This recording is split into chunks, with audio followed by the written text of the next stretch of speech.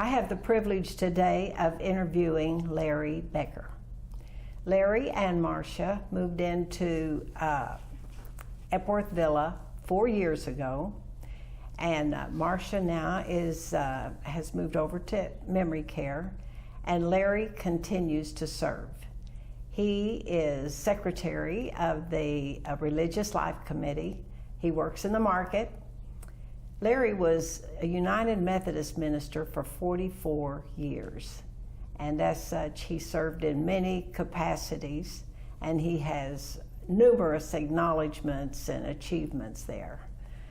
I was particularly intrigued by how Larry was called to the ministry. Larry, tell us a little bit about your growing up.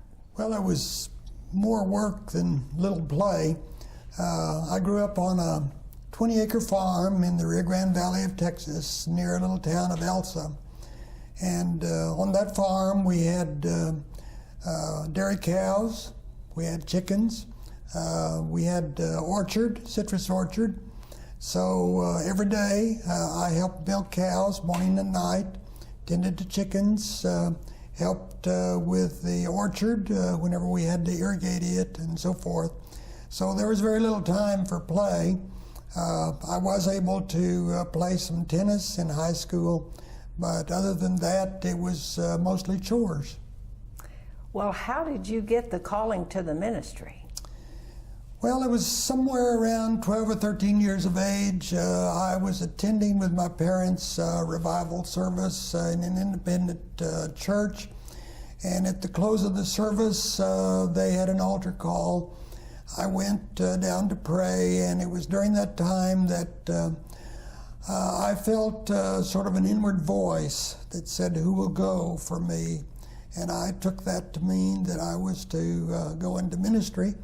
That was later confirmed by a number of ministers that I worked under. So you didn't have a model or a mentor? No. A true calling. True. No, my dad was a mechanic and mother was a homemaker. So then you had to get some education for that. So how did that work?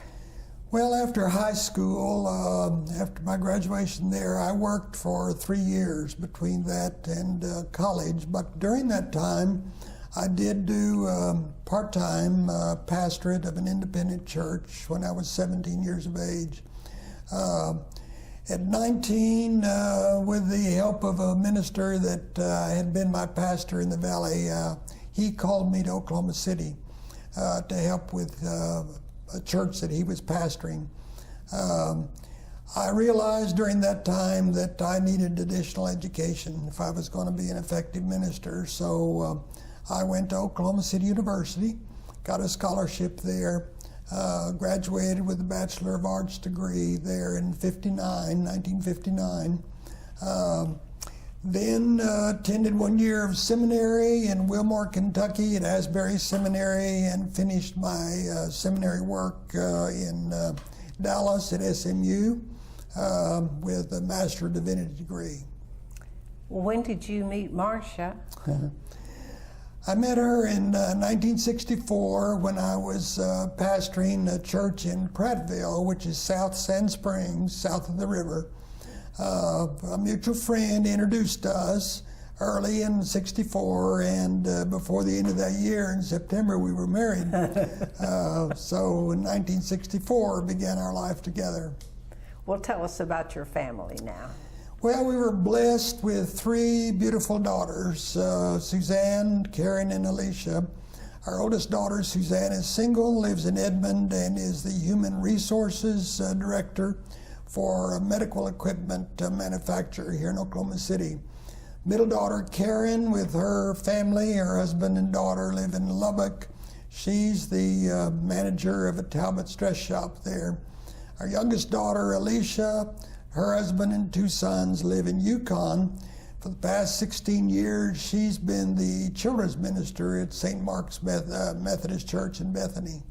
Passing it on. So in your ministry, where all did you serve, and what are the high points there? Well, I served 2 student pastorates, one while I was in OCU at Agra, Oklahoma, And then while I was in SMU, I served 2 years at Crandall Methodist Church. My full-time ministry started 1 year at Bowlegs out of seminary, 4 years at Sand Springs, 3.5 years at Carnegie, then 7.5 years at Podo, Far Eastern Oklahoma. From there, I was appointed to Lawton First Methodist, served there 5.5 years. From there to Tulsa, Will Rogers, United Methodist. Then the bishop appointed me as the Lawton District Superintendent. I was on the district for 7 years. Finally, my last full-time appointment was to the conference office here in Oklahoma City. I was Director of Ministerial Services and Conference Benefits Officer. Wow. What are some of the achievements that you're proudest of?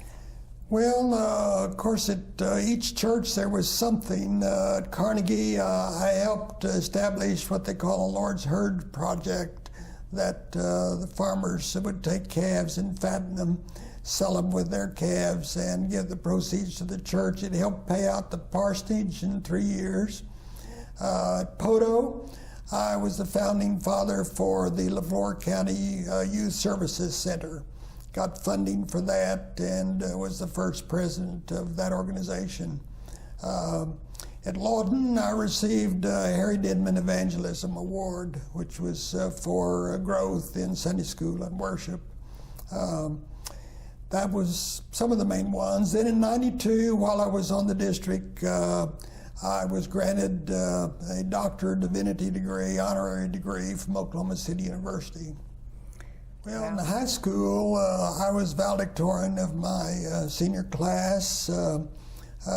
College, Oklahoma City University, I did graduate magna cum laude, which is graduated with distinction. Received a Rotary Club honorary leadership award then. Also was tapped for Blue Key honorary fraternity my senior year in college. The doctorate from OCU is one of the highlights, but I would say my greatest thrill and all is my family. My 3 daughters and grandchildren, they're a delight. They look after me very well. All of them have done well, all graduated from college, and we're very proud of the family.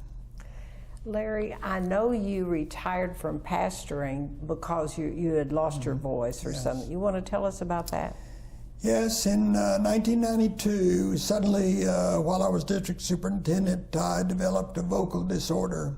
It was subsequently diagnosed as spasmodic dysphonia, which is involuntary spasms of the larynx area. For the next 12 years, to try to control that, I had Botox injections about every 5 to 6 months. Those would quiet the spasms, but leave me without voice for up to 6 weeks at a time. Finally, in 2004, the doctor advised that I have surgery, so he did what was called revision of the larynx and put something between my vocal cords that stopped the spasms, but I've not had a quality voice since. Well, what brought you to Epworth? Well, for one thing, while I was associate care minister at Church of the Servant, I visited a number of residents here and at other institutions like this. We considered coming here earlier, but in 2017, my wife Marcia developed dementia. We realized that we needed to be somewhere where eventually she could receive more care than I would give her. So in June of 2017, we hurriedly moved here. And it's been a good place to be. Good place, hasn't it? Wonderful place. Thank you for joining us today, Larry. You have had a very fulfilling life, and you are a true asset to us here at Epworth. Thank you.